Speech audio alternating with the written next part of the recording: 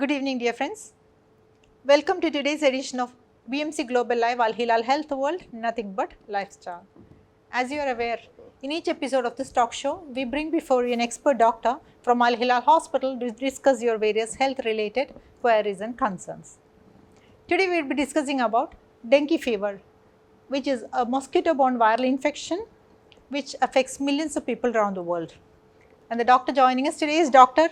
Noufal Nazar from Alhilal Hospital, Manama Central. He is a specialist in internal medicine.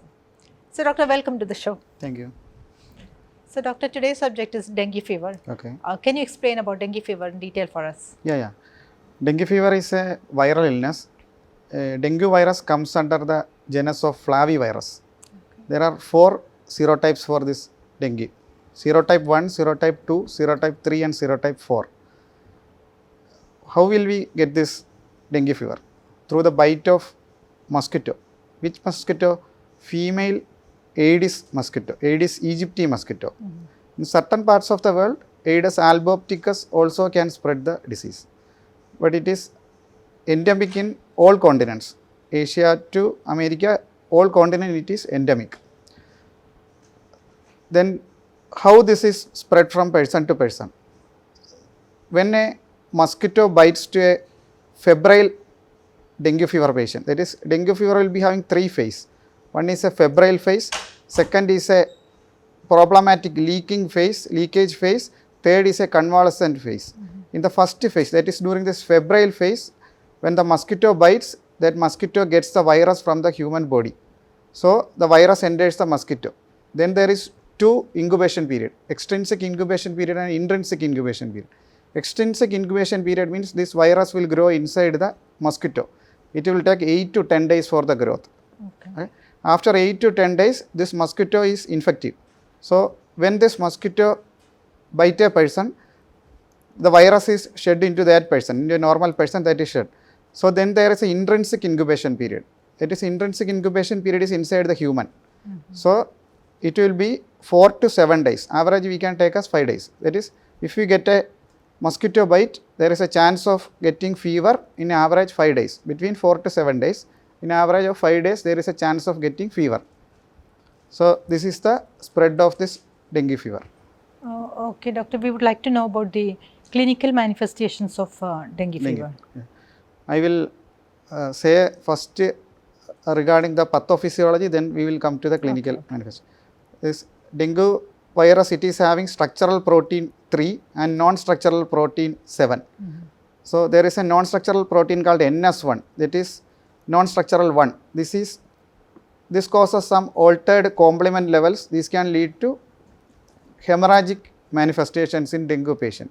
So, there are 2 types of mechanisms happening in dengue patient. One is a leakage phase, that is a vasculopathy, that is a due to T cell mediated mechanism, that is a leakage phase, that is fluid will move out from one of our cells and it will enter to other cells, that is dehydration with shock or dehydration. If that fluid enter into the lungs, it is called pleural effusion.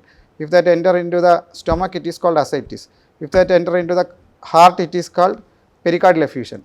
Like that problem can occur. And if the fluid leakage occurs from the body, can go to dehydration, compensated shock or uncompensated shock can occur to people. Then there is another mechanism called antibody mediated mechanism. In that mechanism, hemorrhagic manifestation can occur, like hematuria, hematemesis. Hematuria means bleeding through perurethral bleeding. Hematemesis means vomiting blood. Then melena, that is blood through stools. Then internal bleeding also can occur. These are the severe problems of dengue. So, what are the clinical manifestations? It's a wide variety. So, asymptomatic to severe shock. Asymptomatic means no symptoms. Some patients simply come during this dengue season to the hospital. When we do a blood test, he will be dengue positive. No symptoms or little fatigue. Most of the people present with high grade fever, retroorbital pain, headache, myalgia, fatigue, tiredness. Then that is a classical dengue fever. These are classical dengue fever. If this dengue fever, then there is dengue hemorrhagic fever and dengue shock syndrome. If the patient is having features of dengue hemorrhagic fever, that means already I have explained, hematuria, hematemesis, melena, these type of bleeding manifestations can occur for the people. In that person, what happens is there will be skin rashes also. All over the body, there will be skin rashes for dengue hemorrhagic fever. In dengue shock syndrome, what happens? Most of the people will be having this pleural effusion, ascites, gallbladder wall edema, then BP, we cannot palpate, we cannot get the pulse or undetectable BP, that is called a shock, that is narrow pulse pressure, that is the cold clammy skins, patient will be in shock, that stage is called a shock, that can occur in severe dengue, dengue hemorrhagic fever, dengue shock syndrome, that is. Now, doctor, can you speak about the warning signs and symptoms of dengue fever?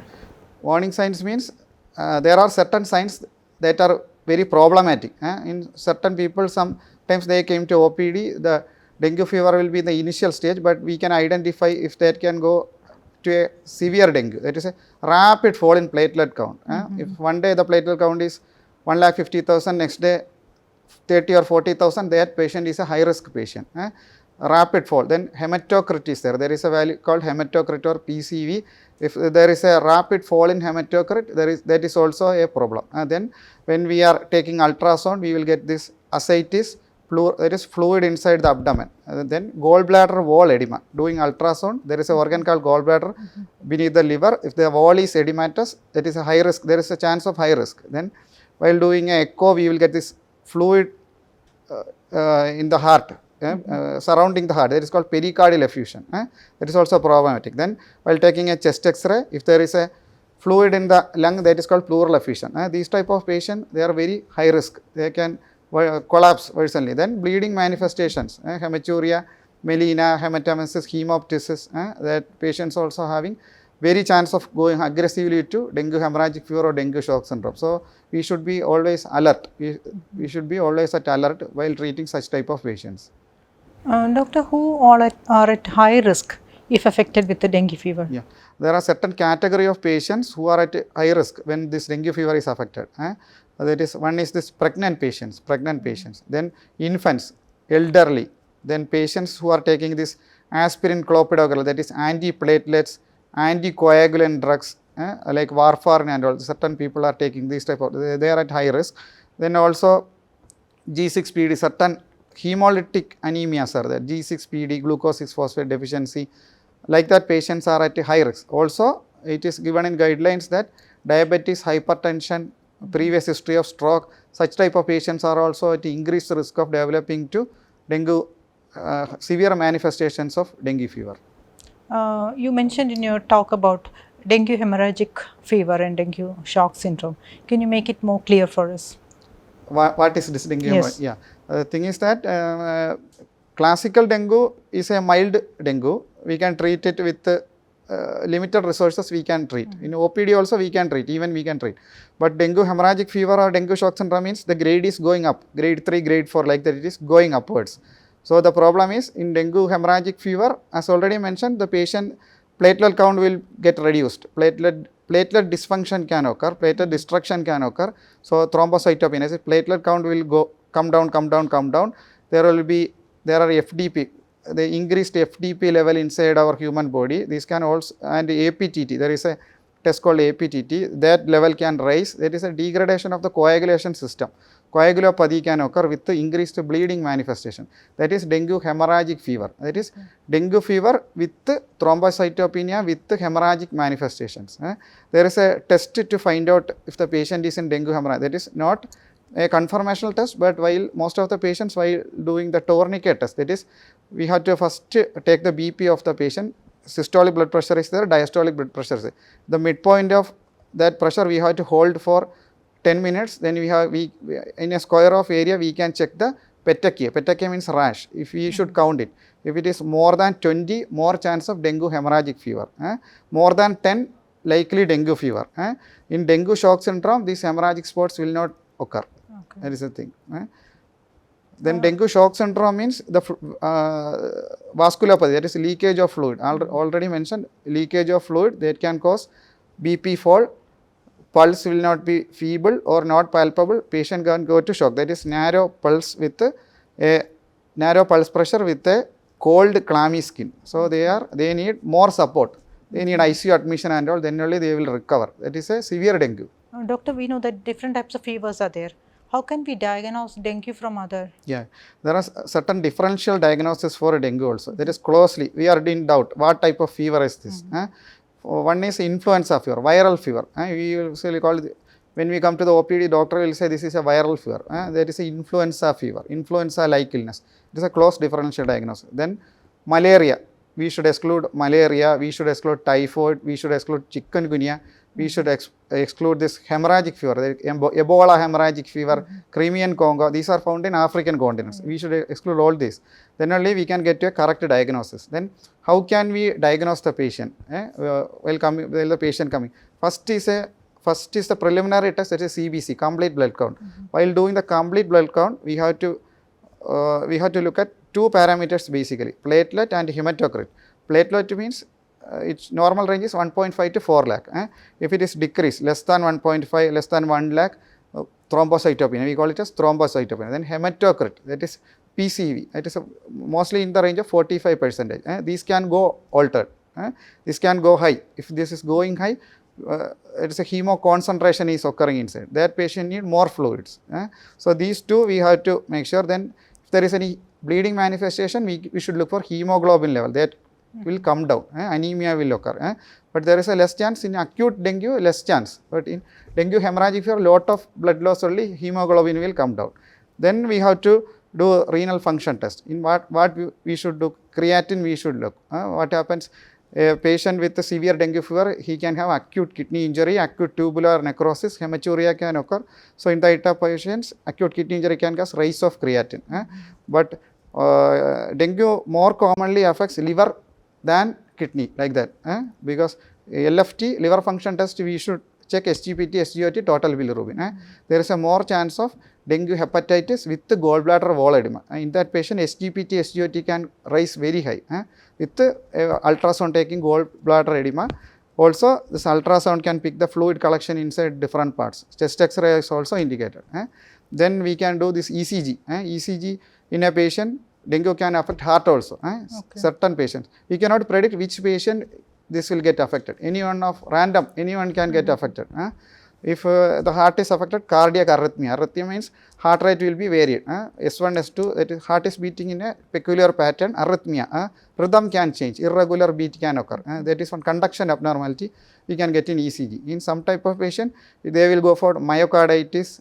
And myocarditis, that is means tachycardia, heart will go for a sudden cardiac arrest. There is a chance. So dengue can affect and cause myocarditis and cardiac arrhythmia in heart.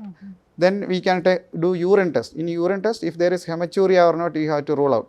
If there is this is a dengue fever or dengue hemorrhagic fever, we can rule out. Stool test we can do, stool for occult blood. If the occult blood is positive, the patient is previously not having any gastric ulcer or anything, there is we can ask the history also if there is melena. The melena means black color stool.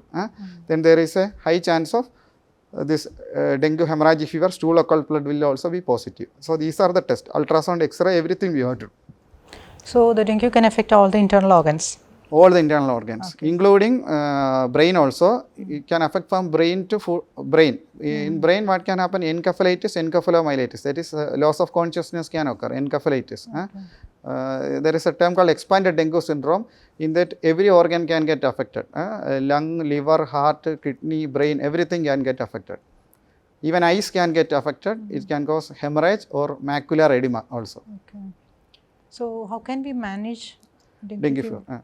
Dengue fever actually, it is divided into three, mild, moderate and severe. In mild cases of dengue, that is, if only the platelet count is less, suppose, if only the platelet, WHO have given guidelines, if the platelet count is less than 20,000 only, you need to give this platelet transfusion. If no bleeding manifestation, it is simple dengue fever with the platelet count above 20,000, we need not give any platelet transfusion. We should just observe the patient, give IV fluids like that. If we can manage OP basis also if the platelet count is not much decreased or the patient is stable, tell him to take lot of water, fluids. One medicine is water. Then paracetamol drugs. Don't take this NSAIDs, means painkiller like NSAIDs. What the problem with this NSAIDs is, these can destruct the platelet. Again thrombocytopenia, platelet will again go down. So this is a problem, don't take this one. Then if it is a moderate dengue, the patient should get admitted, observation. Then we should give, if there is dehydration or hematocrit is going high, we should give IV fluids. Then we should monitor regularly, serial monitoring of platelet count. If the platelet is going down and if it is below 20,000, we need platelet transfusion. 3 types of platelet transfusion is there. Mainly RDP and SDP and Buffy coat platelet. RDP means random donor platelet. SDP means single donor platelet. Random donor means we will collect, usually all the hospitals will be having random donor platelet. Or single donor platelet, we need special machine. Then only we will get this single donor platelet. For that, single donor platelet is actually better than random donor platelet, but it is difficult. In every hospital, there will not be any machine for this one. So this will be difficult. But SDP or single donor platelet is called jumbo pack of platelet. It is very good actually. But usually in every hospital we give random because dengue is coming in the season. It will be in a season. Usually large number of patients will be having this problem. So we give RDP.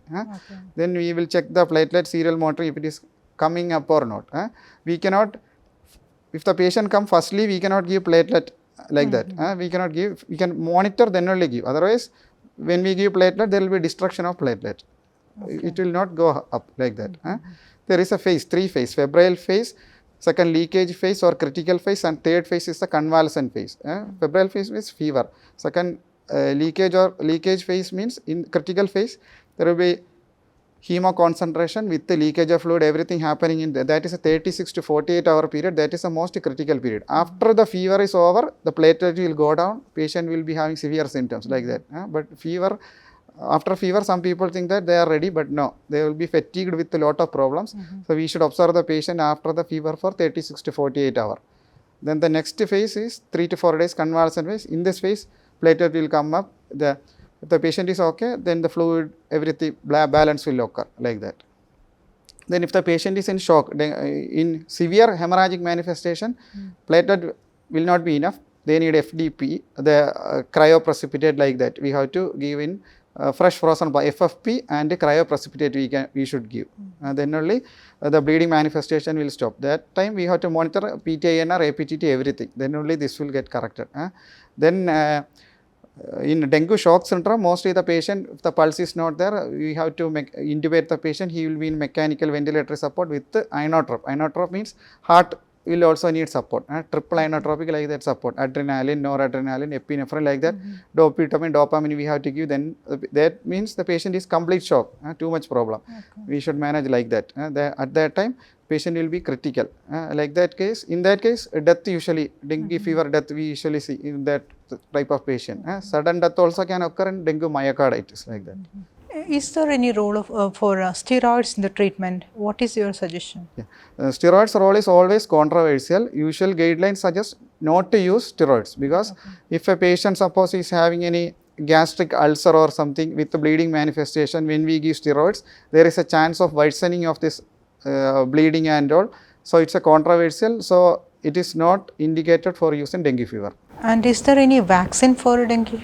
Actually, for there are certain trials have been done, and US FDA have approved dengue vaccine and all. 1 or 2 vaccines are available, but the thing is that this is not 100% safe and it's not used practically actually because dengue vaccine itself, the US FDA have told that if the patient had previous infection of dengue, then only the patient can use this vaccine. If no previous infection of dengue, never use this vaccine. Why? Because that can lead to severe complications. So actually, practically, dengue vaccine is still on the budding stage. Okay, doctor. Now, doctor, what is your advice for our viewers? For our viewers is that how this dengue spread, that is through the Aedes aegypti mosquito that lays eggs on the fresh stagnant water.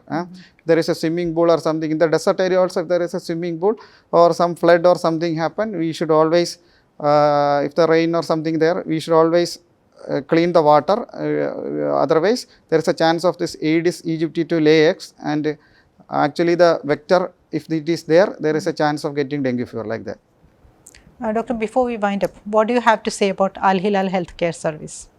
Honored to be part of Al-HILAL Healthcare team. They are the largest private healthcare group in Bahrain with 10 branches and expanding. So I am really honored to work with them. So, viewers, I hope you got all the valuable information about dengue fever. Sometimes the symptoms may be mild and it may go away on its own, but sometimes it may lead to severe complications. So, take care of your health, be happy, be healthy. Till we meet again next time in yet another episode of BMC Global Live Al-Hilal Health World. This is Jasila Mujib signing off. Good night.